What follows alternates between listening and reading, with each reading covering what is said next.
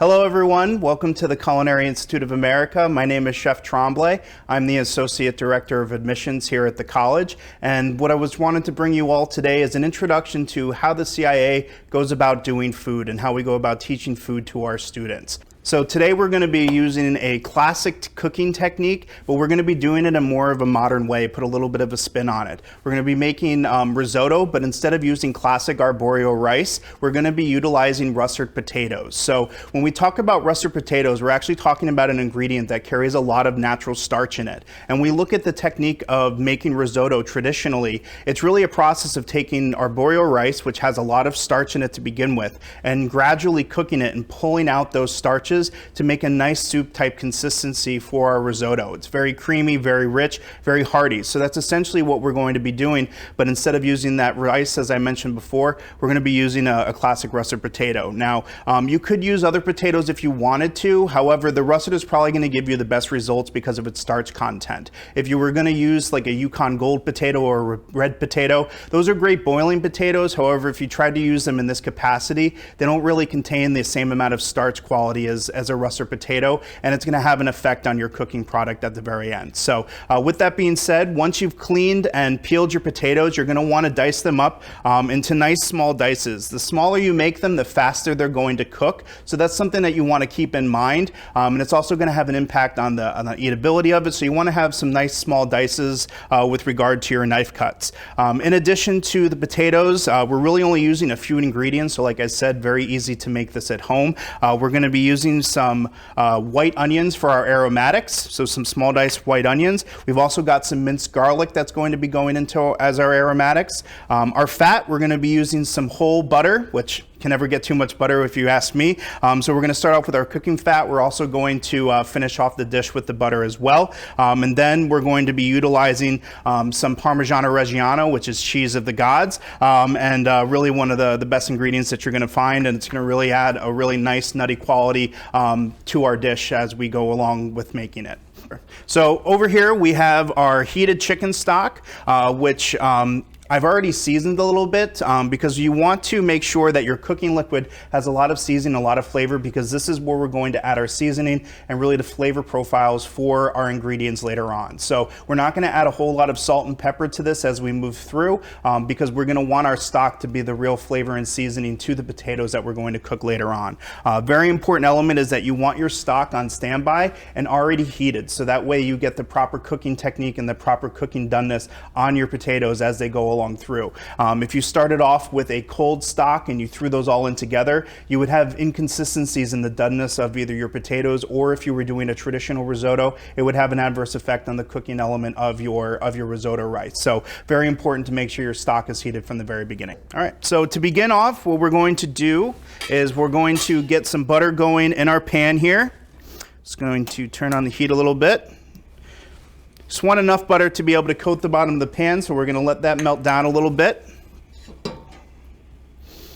So, as I was saying before, this is a very simple representation of a risotto dish, and as I said before, we're up in the ante a little bit by adding some potatoes to it and doing it that way, but this is kind of a blank canvas when we talk about making any type of risotto. This is going to allow you to really play with the ingredients that you have on hand. It's a good way to empty out your cabinets, empty out your refrigerator, depending on the produce and the ingredients that you have on hand. For instance, you could add some bacon to this and kind of do a deconstructed baked potato type risotto if you wanted to. You could add some mushrooms, add some nice meatiness to it. So a lot of different variations that you can work with regard to this dish. So we're going to go ahead, our butter's coming down really nicely. We're going to go ahead and toss in our white onions. So as I said before, these are our aromatics. So when we talk about aromatics at the CIA, we really want to focus on that word aroma. And when we're talking about with the word aroma, that's how we go about tasting food. Really, there's only 5 tastes that the human tongue can receive, and that's salty, sweet, sour, bitter, and umami. When we talk about flavor, that's those 5 tastes and the incorporation of your sense of smell. So when we talk about consuming food, and it's something that we do a lot here at the college, as I'm sure you can imagine, one of the first classes that we actually take here is a course called gastronomy, where we study the sociability of food and the way that people interact with it. And so what we did in that class was we actually did a case study on people that had lost their sense of smell. And what they did was they blindfolded the patients and gave each of them a piece of pizza and asked them to taste taste it. Now, they were able to identify the saltiness of the cheese and the sweetness of the sauce, but they had no idea that they were eating pizza until they took their blindfold off. So it really gives you an idea and a sense of how important our sense of smell comes to interpreting food, and that people actually go through a physiological and emotional response, whether they're dining in a restaurant or in the comforts of their own home. So that's why we go through this process of working with our ingredients the way we do. So what we're doing right now is we're actually sweating down these onions. We're bringing out the natural aromas, the natural sugars, and the natural juices as a way to really start to build the flavor profiles. And so now that we've got our onions cooked down a bit, sweating them, we want to get them nice, translucent, and tender. We're going to go ahead and add in our garlic, our minced garlic, which is going to add a nice perfume element to the dish as well.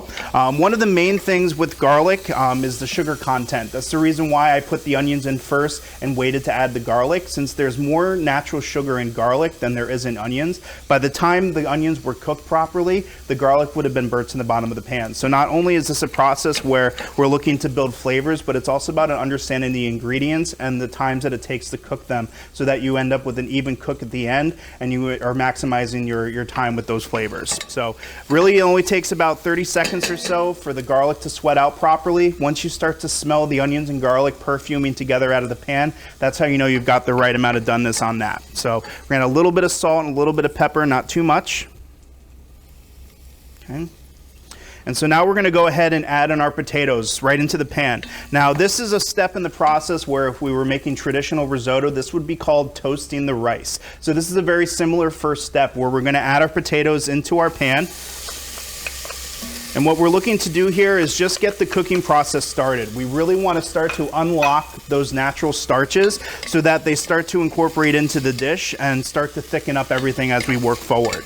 Now, at this point, what you could do after you do the toasting of your potatoes or your rice, what you could really do is toss in some nice white wine if you wanted to. If you were going for some more earthy tones, you wanted to add some red wine to it. That's a little unique thing that I've done in the past for Valentine's Day. You get a nice red risotto if you change the liquid up that way.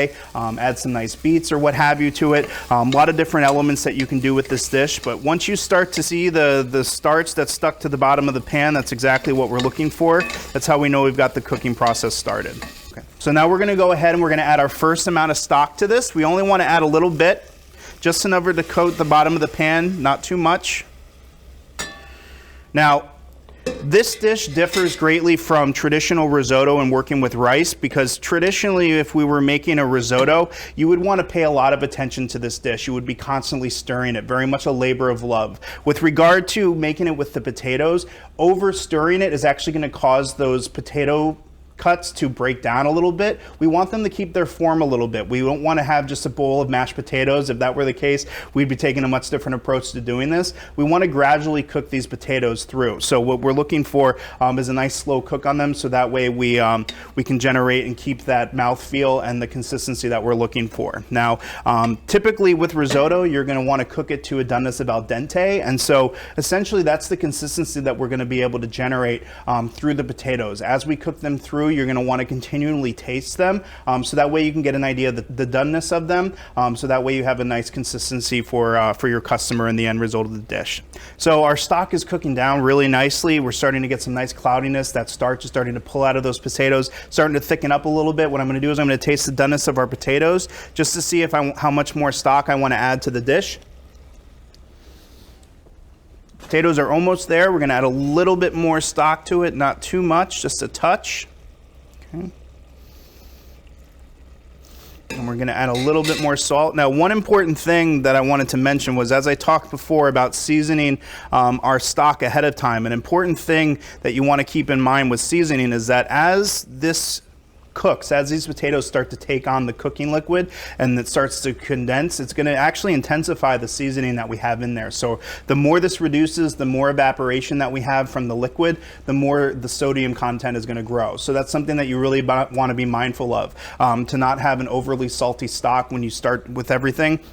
If you're using a store-bought stock or a store-bought broth especially, and it's not marked no sodium added, that's something that you really want to be mindful of. So what I do is, if I use store-bought stock, is I'll actually add water to it to thin it out a little bit, and then that way I have a lot more control over the seasoning, which is an important thing, because when you cook this down, you don't want it to taste like the Black Sea. You want it to have some nice consistency, and you really want it to have some quality seasoning to it as well. So our risotto has cooked down really nicely. You can start to see the thickness growing in the liquid that surrounds it. It's starting to come together really nicely. I'm gonna give it a little bit more of a taste. It should be really close to being done right now. Perfect. And so now that we've got our doneness right, we just tested our potatoes, they're cooked perfectly. You want that little bite to it, you want it to hold its structural integrity, you want to know that it has the consistency of potato, but you really want to have some nice doneness to it as well, that perfect to the tooth texture that we're looking for. So we've got that consistency. We're going to go ahead and add some more whole butter to this.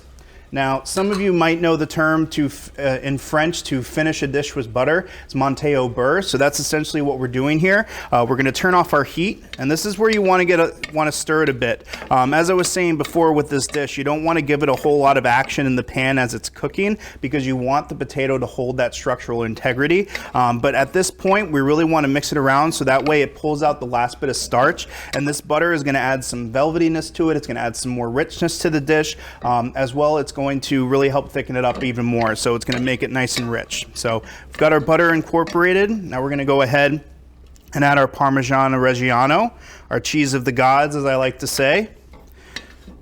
Okay, and we're going to reserve a little bit of that for our plating.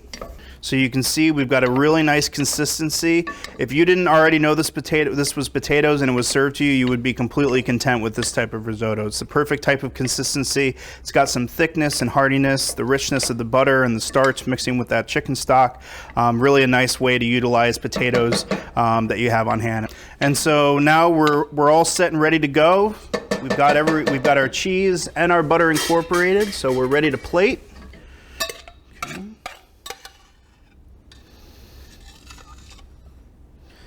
Nice portion right here.